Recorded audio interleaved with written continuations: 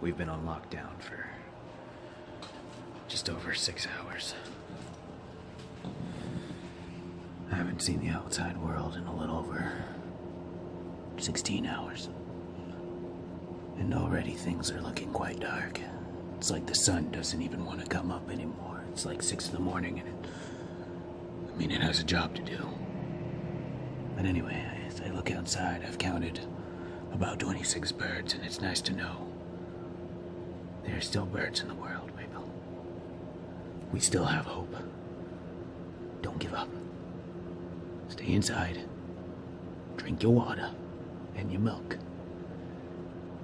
Wash your hands. Wash your butts. We'll make it through.